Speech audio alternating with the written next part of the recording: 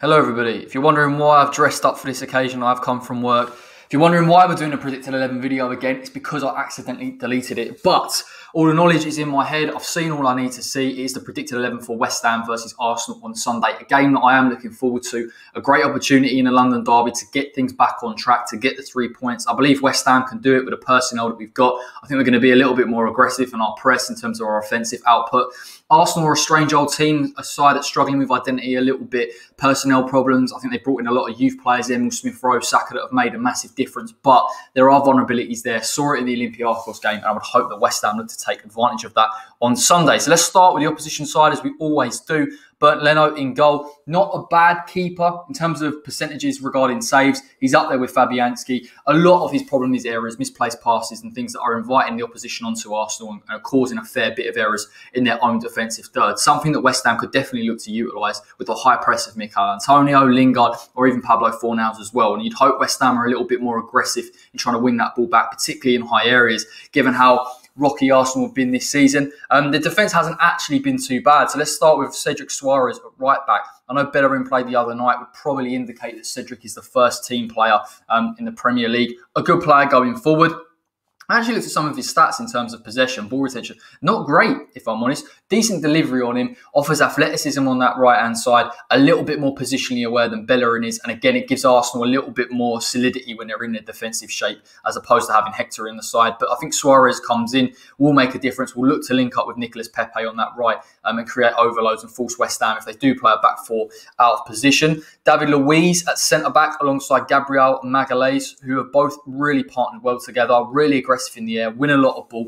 It's tough for West Ham if you're looking at being a little bit isolated in attack in terms of Mikel Antonio trying to deal with these two. Mobility could always be an issue. And I think Arsenal's a side, and I've touched on it in my position analysis, that sort of gap between defence and midfield is what caused them a lot of issues, that confusion as to whether to play a high line or whether to sit a little bit deep. And David Luiz and Gabriel, although individually quite good this season, again, positionally could be caught off by West Ham. And when we talk about possibly pressing in the front four or using the fullbacks and trying to create overloads, you're going to push them apart. They're not going to be able to set in time, and hopefully West Ham can really hurt them. David Luiz, Gabriel, both aggressive, as I touched on. Again, possibly you can pull them out of position and again could force them into making fouls, errors in their own third, and that's where Arsenal have struggled this season. Left back Kieran Tierney.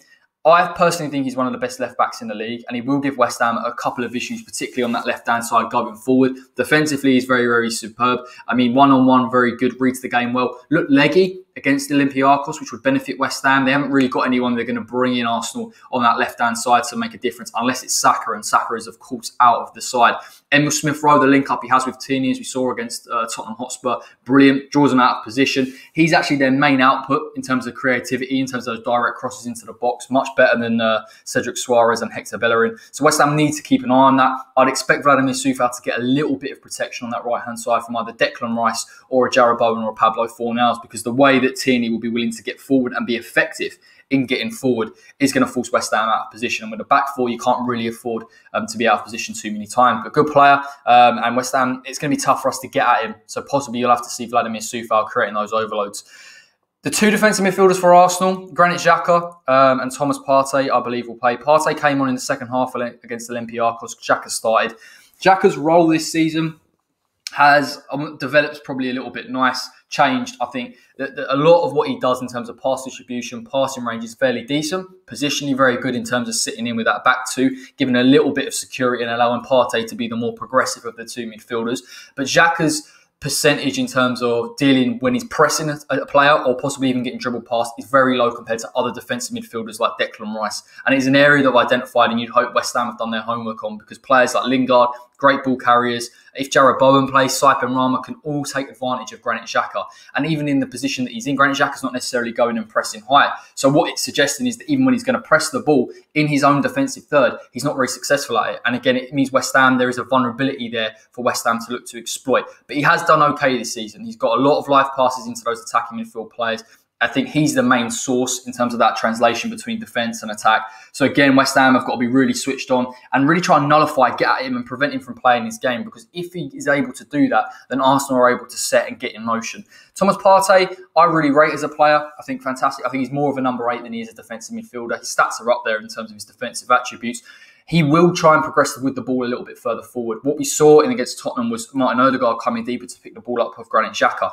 And I think, again, Arsenal, if they're going to hurt West Ham, are going to need Odegaard to be in that 10 role to create overloads in those kind of central areas where Declan Rice and Souček are sitting in front of the back four. And Partey could be that option to use. He's coming back from the injuries. For me, his ball retention hasn't been great in the games that he has come back. So again, there is an area that West Ham can look to exploit. If we do press as a side and we try and possibly play a slightly high line, then maybe we can sort of force him into areas, create turnovers and progress further forward. And then you've got the attacking midfielders of Emil Smith-Rowe, Martin Odegaard in the centre, and Nicolas Pepe on the right-hand side.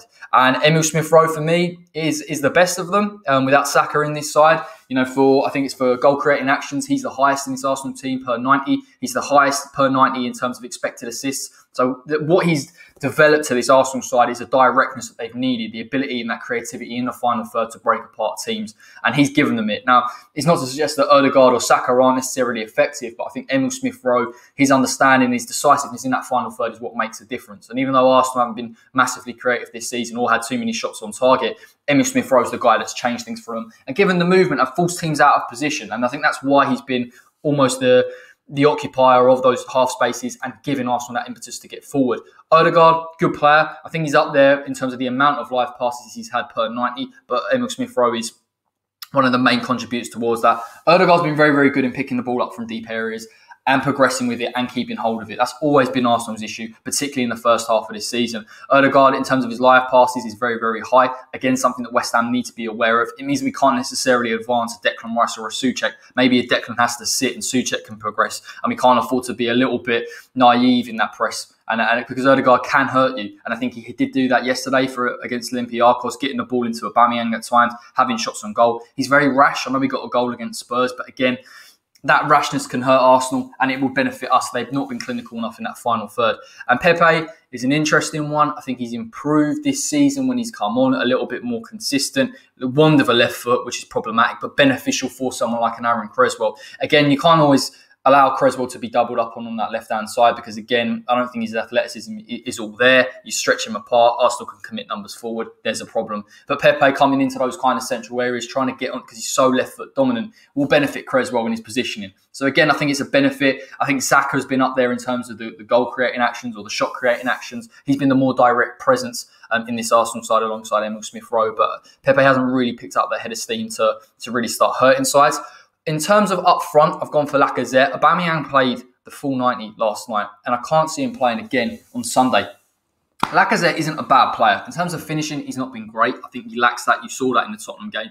But what he does off the ball, coming deep, picking it up, allowing Arsenal to progress, allowing them to play that high line, allowing them not to be done over by that gap between the defence and attack, and then keeping the ball long enough for them to progress a bit further up the field is what he's employed for. The benefit for West Ham is he going to play on the shoulder as much? Is he going to stretch a Dawson or an Issa Diop? In my opinion, nowhere near as much as possibly an Aubameyang will, even though Aubameyang has been isolated this season. But again, it's beneficial to have Lacazette in as opposed to having Odegaard, Smith-Rowe, and possibly if Saka had played behind an Aubameyang. The difference in the dynamic and attack would have been quite a lot for West Ham to deal with. We wouldn't be able to get out as much and be a little bit proficient in those offensive moves. So that would be the Arsenal predicted 11 for me. But let me know, Arsenal fans, if you think I'm wrong, if you think I'm right. I'm all ears. West Ham starting 11. I've gone for the usual suspects. Fabianski in goal. Again, really important for us. And I think in a game, particularly with Arsenal and the players they've got, Smith-Rowe, it takes one moment. They haven't been creative enough, but they have proven that they're proficient enough in that final third to cause us issues. And Fabianski's got a switch on. And what I've been really impressed with him this season is he can go through games where he's not being really tested, and then when he's called upon, he's there. And that's exactly what you need your keeper to do. So there's no surprises that he's starting over Randolph or David Martin, as much as we love him. Vladimir Coufal, right back. I touched on the Tierney, Smith-Rowe combination. Could be a problem. Listen, I think he benefits that Lacazette isn't as mobile or dynamic as Mikel Antonio. So there ain't going to be too many overloads on him on that right-hand side. But he will need protection, whether it's Jarrod Bowen or Pablo Fornals. And I'll discuss who I think will play on that right-hand side. Going forward, we talk about overloads. Could be important. I don't think Arsenal in their 4-2-3-1 work as hard defensively as West Ham do. So I don't think Smith-Rowe is going to be as tucked in as a Fornals will be. So again, going forward, Coufal might be able to get forward, create that overlap, stretch Arsenal a little bit further, pull Tierney out of position, and then get a delivery into the box where hopefully we can capitalise on. Right-sided centre-back is Craig Dawson. No surprises. massive presence from set pieces. I think even though Arsenal's centre-backs have been dominant in the air, West Ham are a huge test for them. We speak about this every single week. Souček, Dawson, Declan Rice, Mikel Antonio, players that can get something from those deliveries into the box. Dawson is our best at it, in my opinion. We're definitely up there with Souček from set pieces. So in an offensive standpoint, brilliant. Let's get him forward if we can. Press high, force them into errors. But equally defensively, I think it benefits us having Lacazette, a player that's willing to hold up the play rather than running in behind, because Dawson's vulnerability will always be his mobility, naturally, but he hasn't been tested this season, or so far so in this season. And with a 4-2-3-1, he's very, very unlikely to be left alone in a high line or just in a back four. Left-sided centre-back will be Issa Diop. I know Ogbonna is training again, but I think Issa comes in. It's the same, I think, like I said, it's the same prospect with him and Craig Dawson. Mobility, albeit Diop's a little bit better at it, but composure on the ball. And I think Arsenal are going to press high. They're stuck between the devil and the deep blue sea in terms of what they want to do. Do they want to be a high press side or do they want to sit? And if Arsenal want to press, and listen, Martin Ødegaard in that 10 role will do that. Lacazette, 100%. Emil Smith-Rowe, they work hard. Diop's got to be decisive. Please be decisive in how he distribute out from the back. West Ham need to give him options. I think at times we'll be under the cosh in terms of we'll have to sit back a little bit and give those centre-backs options to play out from. Because Arsenal, although they've not really been effective, their highest presses are in their front men. And Diop, in terms of composure, isn't all that. And we saw against Manchester United, he had an error or a slip. So, again, he has had his games, and I think he's improving his defensive awareness and in terms of that relationship he's got with Dawson. But we talk about Arsenal and the sort of playing style that they'll show. He's got to try and just get that decisiveness into his game, and hopefully we'll see that on Sunday. Cresswell, I touched on it, the doubling up. Pepe benefits him. If I'm honest, Suarez will always offer the overlap, and we'll keep the width probably a little bit better than Bellerin will. So there is that kind of dynamic, but you'd expect West Ham with two defensive midfielders to give him the support, protect him, and whoever is on that left-hand side. I think we can afford to play aside Benrahma on the left, in my opinion, if Pepe's on the right, purely because I think Pepe's going to come into trouble and always want to get onto his left foot rather than his right. Pepe's actually probably more dangerous on the left-hand side, so that does benefit West Ham. Talk about two defensive midfielders, Declan Rice and Thomas Souček. No surprises. I think I spoke about this with Dan in terms of, can we get these players? I think they're going to have to sit deep at times, absorb a lot of pressure from Arsenal. There's not going to be that license necessarily to go out and sort of press high and carry the ball. But what I will say is that if West Ham keep a very decent defensive shape and we're set up for the counter, there is an opportunity for Declan or Souček to carry the ball. And because, like I touched on, the gap between defence and attack, the fact Xhaka will sit in terms of those back three, or what will be a back three, Partey will press high. I've seen reckless abandon from these two defensive midfielders for Arsenal, and particularly last night, pressing so high into the box. If Arsenal do that and they commit that amount of men forward, you've got to believe that Declan Rice and Souček have got the quality to carry that ball over long distances. And we've seen from West Ham, when we've been so efficient in transition, when we've brought on Lingard, Fornals, Benrahma, Antonio, players that are willing to get forward at pace, even possibly a Soufal or a Cresswell. So there will be opportunities for West Ham to break. For me, it's all about discipline. We talk about Souček set pieces, breaking into the box. There's always that danger. We haven't really seen it probably recently from Thomas Souček, and I don't think we've really had the games to see that from him. But listen, he'll be a threat. And I think if Declan Rice is the player to sit at times, Souček will be the man to go. And I think we can hurt Arsenal, definitely. Or at least we can carry the ball far enough so we're not under pressure for the full 90. And I think Moyes will be a little bit more ambitious in this game. Attacking midfielders, I kind of already touched on it, who I would like to see. I'm sure everyone has their opinions on things. Start left-hand side Benrahma. I really like Benrahma. He come on against Manchester United. I thought he offered quality. There is a debate. Is he direct enough? Does he carry the ball? Well, this is the game for me that we're going to see that.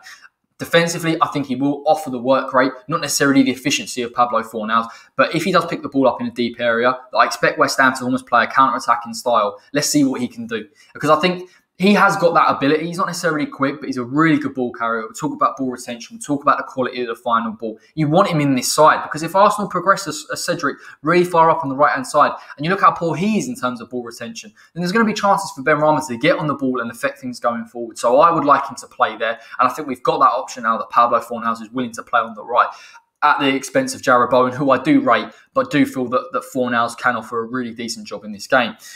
Jesse Lingard at 10. I wouldn't never go as far to say we missed him because I felt that the system was wrong against Manchester United, but you can't write off his quality. Talk about playing between the lines, beating the press of Arsenal, forcing them into errors. I've seen Arsenal play under pressure when they're not set, and that is something that Lingard will offer. We know his quality on the ball. We don't need to go into that, and we know that he'll carry the ball from deep areas and gives West Ham another dynamic, and he's linked up with Antonio and Benrahma, can pull them out of position if they're in their shape. But in terms of Luiz and Gabriel, aggressive as they are, force them into errors, force Leno into errors. You know, try and create turnovers really, really high up for West Ham. And we can afford to possibly have Declan sit a little bit and press as a team, like we did against Aston Villa and like Aston Villa did against Arsenal. That's the blueprint for me, and Lingard's pivotal to that naturally. I think you can also talk about maybe, when they're in their shape, can he play between the lines? Can he force them out of position? Let's see. Arsenal, generally speaking, are not bad when they're set. It's when they're put under pressure or when they have to get into shape very quickly. And that really sort of earmarks a side that's trying to find an identity or trying to play like Mikel Arteta wants them to play, but haven't quite adapted yet. Pablo Fornals, right-hand side, comes in straight for me. I hope he's fully fit. If he's not, I imagine Jarrod Bowen will do that. I'm not saying Bowen won't come in and do a good job. I think you need Pablo in this game for that left-hand side. Arsenal's so left-hand dominant. You know, even Ødegaard coming off to the left at times. Emil Smith-Rowe naturally there, can play wide, can come central. Tierney can overlap. They're so predominant in their left-hand side play. You even look at Granit Xhaka, I think he's left-footed as well, so he wants to play it on that left-hand side constantly. So their build-up play comes through that. The attacking play develops through that. Even their creativity in the final third comes through there. If I haven't said it enough, Pablo Fornals is really, really crucial to protect Vladimir Coufal. Pushing Tierney back, dealing with him, pressing on him. And I think he showed a bit better composure against Manchester City. And I know it's only a bit of a snapshot, but I was really encouraged to see that. I think, you can never knock Fornals' work rate off the ball. On it, sometimes he's a little bit hasty. But I think that little bit of composure in a game like this, which could come down to transition, is what you need from Pablo. And I would like to see him start. And as long as he's composing that final third against Arsenal and he can create stuff and he's got men in front of him, then we can judge him in an attacking sense. But defensively, for me, he has to start in this game if he's fit. If he's not, Bowen naturally will come in. And I think, other than that, we'll talk about Mikel Antonio. Mickey, again, for the same reason, is crucial. He's the only striker we have, so therefore he's the only player that can play in that position for me, other than Lingard in the false nine. Pace, dynamism in terms of playing off to the left-hand side, dragging Arsenal out of position. I talked about Arsenal progressing their fullbacks a little bit higher and Xhaka sitting a bit deeper. You would have to look at that from open play and suggest that if West Ham are smart in their approach play, that Mikel Antonio will be allowed to come to the left-hand side, exploit the spaces and will progress as someone like a Jesse Lingard who's shown intelligence in the box. Maybe Saïd Benrahma can come into central areas. Fornals, in terms of that far right, coming in a bit. So West Ham can create overloads in the box and really exploit Arsenal and force them out of shape. That's what I would like to see. I think Mikel Arteta had a great game against Arsenal last time out. And I think this type of game suits him. High press, high energy. But we know he starts to fatigue around 60 minutes. And West Ham, unfortunately, cannot bring on anyone or have no options to replace him. So we're going to have to do a lot of our work between sort of the end of the first half and beginning of the second half, for me, in terms of getting something from the game, getting a goal, hurting Arsenal. And I think if we get a goal or two, possibly, then again, it's a tougher game. It's an easier game for us to manage. But when Mikel Antonio starts blowing, it becomes really, really difficult to sort of create anything in transition or in terms of press. But that is my West Ham side for Sunday. I said previously, so I'll say it again, 2-1 West Ham is my score prediction. I think we can win this game. There's no need to be scared of Arsenal. I think being at the London Stadium rather than at the Emirates fits into that narrative of Moyes stepping up. And he has stepped up against some of the big teams at home, other than possibly Liverpool. Again, I think there's enough errors in this Arsenal side and there's enough fragility in this Arsenal side and a lack of composure that West Ham can look to utilise on. We're a pressing side from the front. I like the 4-2-3-1, gives us a lot of options. I think, Rice can sit, gives us a bit of protection from Partey or Ødegaard, who's going to carry that ball as their main ball carrier. And I think if we press Arsenal high, not only can we force them into errors, but we can nullify them playing into their attacking men. And I think once you take out Arsenal's attacking threat, and that sounds a bit generic, but certainly taking out their number 10s, Lacazette isn't going to be the man picking up from deep and running with it. He's going to look to play in and around him. And if the play's in front of Dawson and Diop and in front of that West Ham back four, we're more than organised and capable to deal with it. And if Arsenal want to progress their fullbacks, absolutely fine. West Ham can hit him in transition. And if Declan Rice is fitting in as well, there's going to be enough protection for me. So I think we get the win. I think Arsenal can score in this game. I think it will be late or maybe we'll switch off. I always think that to play the way we play for 90 minutes or even in the latter stages, we will be liable to concede a goal. But again, you'd back this West Ham side to get 2 goals. We'll definitely see this game out. So fingers crossed. I am hoping. This is the last time I'm doing this predicted 11 video. You've got it, right? Thank you so much for joining me. Like the video, subscribe if you're new. Back on Sunday, watch alongs, 2:30, usual suspects, live match commentary, build up, etc. I am looking forward to it, and you will get your opposition analysis out tomorrow to give you a little bit of breathing space between the 2 bits of pre-match content that I have done for you. So thank you so much. Have a good weekend, and I'll see you all on Sunday.